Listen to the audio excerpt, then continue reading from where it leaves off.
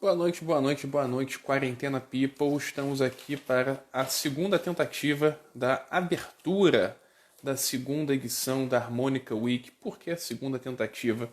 Porque a primeira vez que eu tentei, o convidado não apareceu. Mas minha queridíssima Bidu Sus falou que ele está pela área agora. Então eu acabei voltando. Vamos aqui arrumar rapidamente. Eu não vou ficar fazendo aqueles avisos novamente, porque estou de saco cheio. Fiquei enrolando aqui durante meia hora quase. E isso enche o saco. Ficar falando as mesmas coisas a todo momento. Vamos lá.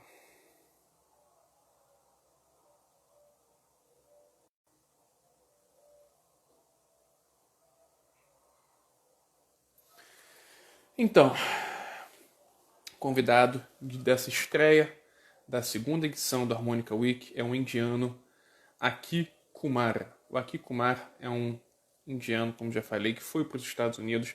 Nos Estados Unidos, ele acabou descobrindo o blues. Ele não conhecia blues na Índia. Ele acabou se apaixonando pela gaita e hoje ele é um grande gaitista na cena. Recomendo a todos que vocês coloquem no Spotfy. As músicas dele são muito boas.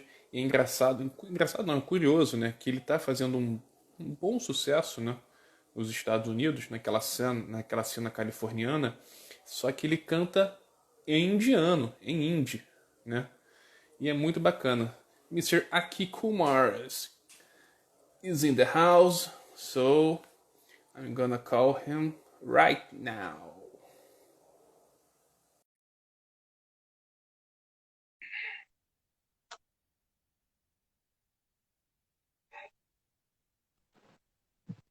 Hey, man.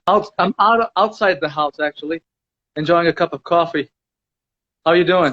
Yeah, fine, thank you. Thanks for having me. Sorry for the delay. I think it's Yeah. it's a time zone thing. Yeah, that's okay. That's okay. That's okay, man. Thank you so much for being here. Thank you for attention. Thank you so much, Aki. Of course, man. Thanks for having me. Yeah, I'm so happy because you're the first Indian musician that I ever do an interview. That's special for me. Well, it's a special interview for me too. Thank you. Yeah. Thank you for having me. Yeah, man. So let's begin in the beginning. Before moving to United States, did you already know the blues or just listen to Indian music? I actually listen to a lot of different kinds of music, different varieties of Indian pop, Indian traditional, Indian folk, lots of American pop and classical music, lots of rock and roll. But I did not listen to blues necessarily. In fact, I didn't even know it was a genre as such. And these days, if you ask me honestly, to me, it's more than just a genre. It's the story of the African American experience in the United States. So, did I know the blues? You know, that's a heavy question, right? So, as a musical art form, no, definitely not. Yeah. I lived for a while in Dubai. In Dubai, there is a lot of Indians. I heard some Indian pop music. It's fun. Let me say, yeah. Yeah, Indian pop. You know, typically Indian pop has meant, and it has been what they call Bollywood music, which is the soundtrack for all of the movies in India. And that music always keeps up with Western trends. So back in the 50s and the 60s, Bollywood music was a fusion of Indian music and rock and roll or jazz or whatever was, you know, trendy. And these days it's very electronic, but still with Indian fusion into it, you know. Yeah. A lot of colors and dances. So that's fun. Course. Yeah. And why did you move to US? How was it? I moved there because I wanted to be a software engineer. That was my ticket out of India. India is a very competitive place, and really coming from my background, which was really, you know, my parents didn't come from wealth, so they had kind of elevated themselves to the middle class in India, in Bombay, and their entire mission while raising me was, look, you got to, you know, get yourself into a position of some level of security. So coming up, I had this drive to move out to the U.S. and be, pursue software engineering. I was half good at that back then, and so that's really what I did when I moved to the U.S. It was a bit of a cultural adjustment. The typical hoops that immigrants have to jump through: learning new customs, learning new slang, learning a new history, learning new geography, just getting acclimatized to a new planet. That's what I went through for about 4 years. Yeah. Man, you're so much loved here in Brazil. A lot of, hey, Aki, great guy, great harmonica player, we miss you. You're very much loved here in Brazil, man. Congratulations. Hey, man, I love Brazil. It's been one of my greatest joys in life to perform there. And I've made so many good friends, and there's so many amazing musicians down there. I almost feel like I feel like I belong in Brazil many times. So I can't wait to be back in Brazil soon. Yeah. You were here in 2018, maybe? I was there twice. Yeah, 2 years ago, and then a year and a half before that. Yeah, okay. You're always in a good mood with an excellent sense of humor. That's fantastic, because especially in your video clips, man, your video clip, I note here, oh tia Shu, bengaya tu, oh tia Shu, bengaya tu. It's amazing, man. It's amazing. And to have Brazilian brothers singing Tia Chu to me just made my day. Thank you for that. So I imagine that kind of sense of humor was influenced by Bollywood, right? Well, it comes from my mother, actually. She has a great sense of humor, and I've kind of inherited that. And my wife is actually standing here next to me, and she's also a very humorous person. So I try to keep myself around people who can be humorous, because sometimes, as they say, you laugh to keep from crying, and the world is a very strange place these days. So you kind of have to maintain a sense of humor, and the self-deprecation in the videos really is, maybe it's a subconscious way to stay humble, because it's very easy to get all cocky and caught up in your own bullshit, if I may. And that's I try to have some self-deprecation going on in my music and in my videos. And with respect to the song Tia Chu specifically, that's actually a very hard-hitting song. The lyrics in Hindi are actually a very strong social message, and I didn't want it to sound too harsh, which is why I wrapped it in humor. That's amazing, because when I listen to Yashu, my 4 years old baby, my daughter, starts to jump and, oh, Yashu, it's amazing, man. It's amazing. The mission accomplished. I want all the children across the world singing that. Congratulations, man. You did it. Thank you. Thank you. You play indie songs in blues versions. That's fantastic. I've never heard something like that.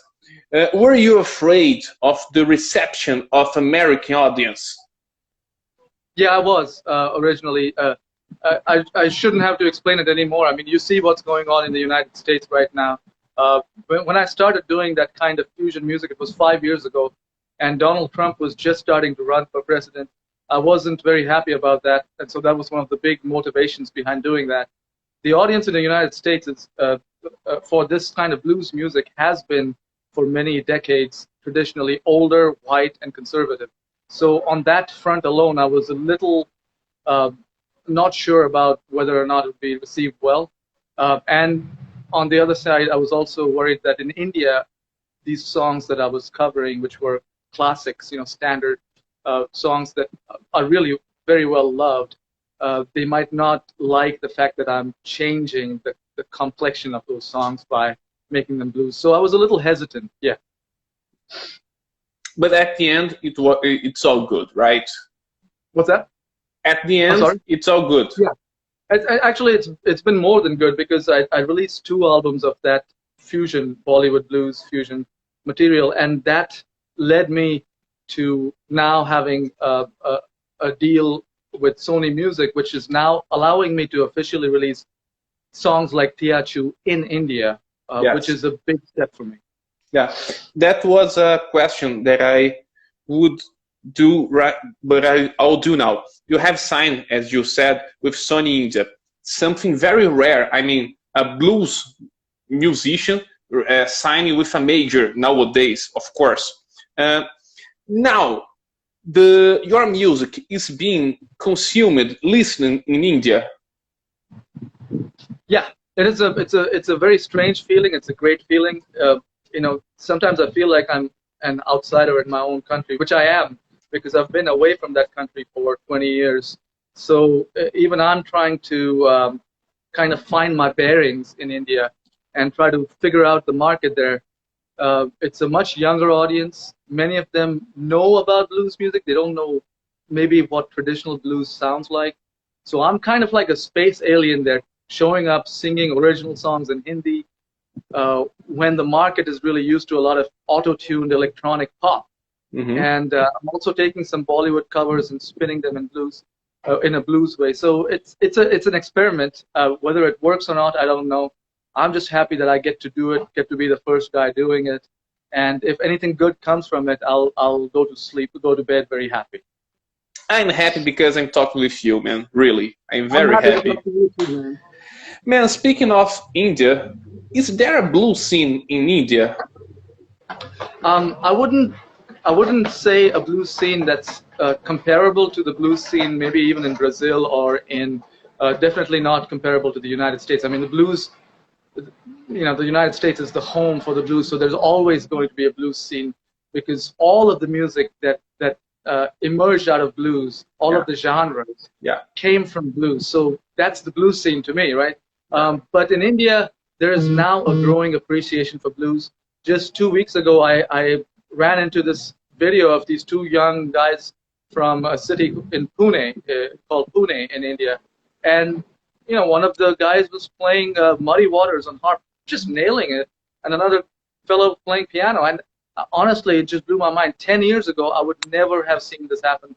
And definitely when I was growing up in India, no chance that you would have seen anybody even attempting that. So the world is now open to the next generation of Indians. And I think over the next 10 years, you'll see a growing blues scene and a growing appreciation for traditional blues. Nice, very nice. Before you signed with Sony India, you already told, but you have recorded 2 albums. Could you talk about it?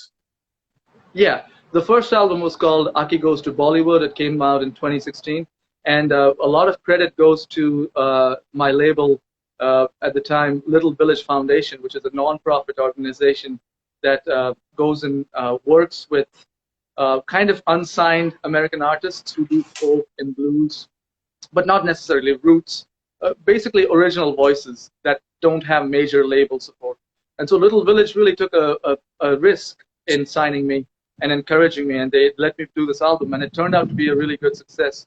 So then they asked if I'd do another one, which I did, called Hindi Man Blues, which I think actually musically and production-wise, and as far as original material is concerned, it's a better album in my book. So both albums were great for me, and it got me a lot of mileage and a lot of publicity in a good way that wouldn't have been possible if all I had done was play Little Walter harp, which is really what I would love to do as well. I mean, that's really where my head is most days, is I want to play like Little Walter, but it doesn't, you know, that's not necessarily what I've done in the last few years. Yeah. And when the new Sony album will be released? So I've been releasing singles like Tiachu and Dilruba, and I have a new one coming out just in 4 days, 5th of June. I'm dropping a new single on Sony. But the album itself is scheduled for release in the end of June. So I hope you guys check it out then. Yeah. And I hope there comes a lot, another fun video clips, because, man, you're the one. Well, I think you'll enjoy this next music video that's coming out 5th of June. It's called Anna, and I want you guys to check it out because it's, I think, my best music video so far. Yeah. Sometimes you play with Keith Anderson. In my opinion, he's the biggest blues producer today. How did you meet him?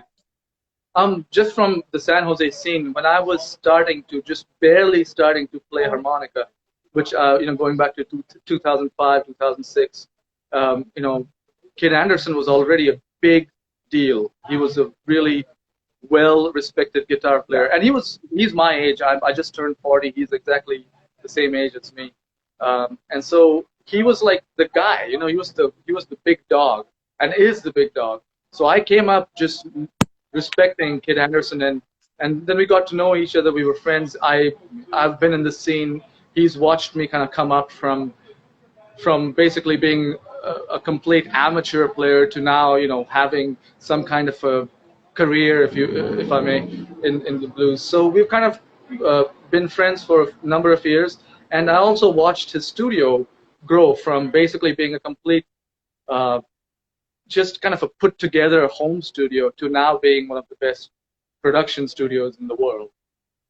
And man, his participation in Rubaldi video clip, playing a sitar, is amazing. It's amazing. The amazing thing is, on the actual song, he played that part on the guitar. He made it sound like a sitar. And so when we did the music video, I told him, "Kid, why don't you just come and pretend to play a sitar?" Which is what he did. Fantastic. You also have a partnership with John Lawton. Could you talk about it? Yes, John Lawton is one of the long-standing veterans of our West Coast blues scene. He's a guitar player. I think, in my opinion, he's one of the most underrated, like one of these unknown gems of the West Coast scene. Because when most people talk about the West Coast, you're talking about Junior Watsons and, obviously Little Charlie, rest in peace. Some of the well-known names of the West Coast scene, but John Lawton, in my opinion, is one of the greats around. I started playing with him about 12 years ago when we were part of a band called Tip of the Top. And even though that band hasn't been around for a long time, John Lawton and I continued our partnership. And we used to play together as an electric band, but really, to me, what John Lawton, where he really is able to express his uniqueness, is when he does the sit-down folk country blues, singing his own songs, finger picking. That's his natural best. And this is, let me just say, he's a badass electric guitar player too. So these days I try to focus on doing a duo with him because I get a lot of musical satisfaction from that. And do you plan an album with him? You know what? We have kind of made several efforts at doing an album, but what ends up happening is if we record something, I go, it's not good enough, and then we'll do something else, and he'll go, that's not good enough. So we haven't found a point of agreement where we're both happy with what we've done. But this year, I think because of this quarantine and the pandemic, our creative juices are kind of like an all-time high. So I think this year we will end up doing something. It may just be like a music video-based album, but we're definitely going to do something. Nice. You also record It Takes Three alongside Gary Smith and Dave Barrett. Could you talk about it? Yes, so Dave Barrett is really one of the big reasons why I even play blues harmonica. He kind of changed my life in many ways. And the record was his idea. He decided that it was a good idea to take three kind of generations of harmonica. Although Dave and I are not that different age-wise. I think he's in his mid-40s. But generationally speaking, he was playing harmonica much before I started. So we're kind of three generations of the harmonica in the Bay Area. And he came up with this idea, and he said, look, I've got all this vision of taking three harmonicas and stacking them like a horn section and doing a record like that, which hasn't been done so far. And I was like, man, whatever you want to do, I'm just honored to be part of this. And so we did that, and I'm really, really happy with how it turned out. And to be honest, that album is actually probably in the blues world my most successful one, because no matter where I go, people always talk about it and how much it's kind of influenced them. So I'm really happy to have been part of that project. I have a question from Bidu here. He's a Bidu, how are you doing? Yes, great singer. Great singer. Yes, her question is, what do you prefer, Junior Wells or Little Walter? You know, I want to play like like Little Walter, but when it comes down to it, I want to be like Junior Wells, and I don't know how to explain it any better. Junior Wells kind of exemplifies like this wholeness of a blues singer and harmonica player and band leader that I kind of aspire to be. Little Walter is like my favorite musician of all time. So a little bit of both, but really in my head when I sing and when I'm on stage, I'm trying to be like Junior Wells. Yeah. Samir Shamas is saying, Hey, Samir, Aki's harmonica power comes from Paçoquita. it does. It does. Speaking of Paçoquita, you have already done a Brazilian tour. How was it? It was great. I've done 2 tours of Brazil, and I've just kind of grown fonder of Brazil in those tours. First, I'm just blown away by how many people like blues specifically as an audience, and then I'm also blown away by the fact that generally people like music. They come out and they enjoy music. People are chill. It's a very diverse country, a lot of mixed ethnicities. Yeah. So I feel like I'm at home there, and even though I don't speak Portuguese, or when I do, it's awful. I apologize for that. But even though I don't speak the language, I feel like I'm part of the family. So Elvio is asking, pucker or tongue blocking? Tongue block mostly these days, but I'm hoping to go back to pucker because, as I said, if you want to do the Junior Wells thing, you kind of have to know how to pucker. Yeah. Man, I have a lot of people, Brazilian blues lovers, asking if you could play a little bit. I would, but I do not, unfortunately, have my harmonica because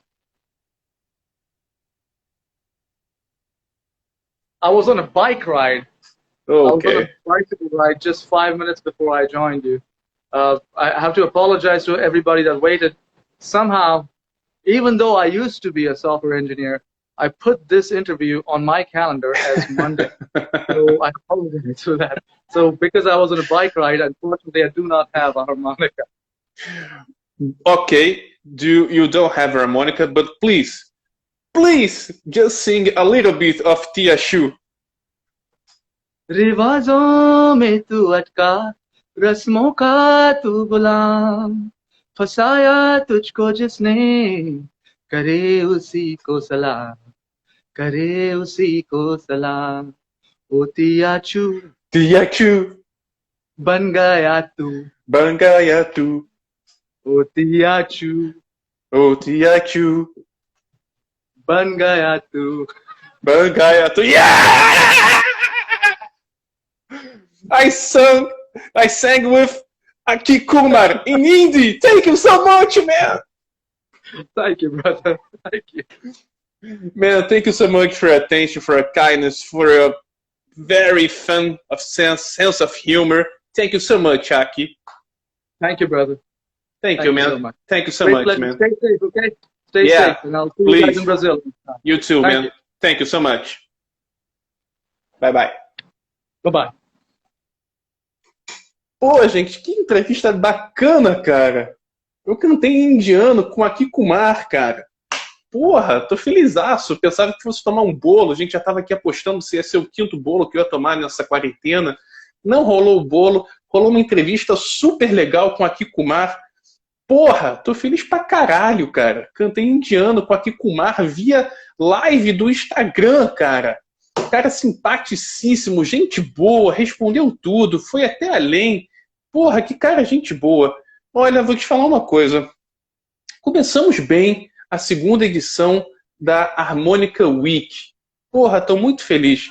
Eu não aguento mais gaita, mas graças ao senhor Aki Kumar, graças a essa estreia, estou pensando em fazer a 3ª edição do Harmonica Week, hein? Será? Gente, só para lembrar aqui antes de terminar, a 2ª Harmonica Week começou hoje com o senhor Aki Kumar. Pô, que entrevista legal, vou botar agora no YouTube, vale a pena rever. Desculpem o meu inglês, eu entendo bastante o inglês, eu entendo quase tudo que ele fala, que o pessoal fala, mas eu não sei verbos essa conjugação de verbos eu fico completamente perdido, mas eu acredito que todo mundo entendeu. Aliás, eu falei melhor indiano do que eu falo inglês. Lembrando, hoje tivemos Aki Kumar, amanhã, segunda-feira, teremos o uruguaio Fede Vaz.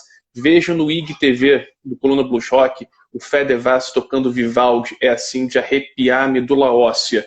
É lindo, é realmente lindo. Terça-feira teremos o baiano Brenoski Libertai, ele é muito bacana também, ele faz uma mistureba lá bem bacana.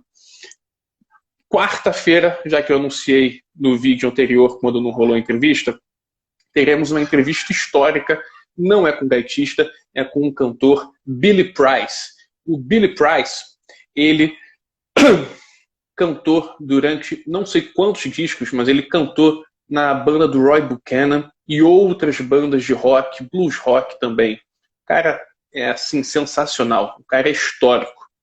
Quinta-feira teremos um argentino, Nico Smoljan, acredito que fale assim.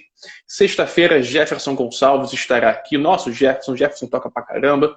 Sábado-feira, teremos o especial ao Bluesman que ganhar a Copa All Blue. Lembrando que o Muddy Waters já está na final. A segunda semifinal vai ser decidida amanhã entre John Lee Hooker e Howlin' Wolf. Votem na preferência de vocês. E domingo, para finalizar a Harmonica, a segunda edição do Harmonica Week, teremos Lee Oscar, outro gaitista histórico dinamarquês que tocou naquela banda maravilhosa do iníciozinho da década de 70, o War. Para quem não sabe o que eu estou falando, coloque no YouTube War, Tobacco Road. Aquilo ali são 10 minutos de pancada.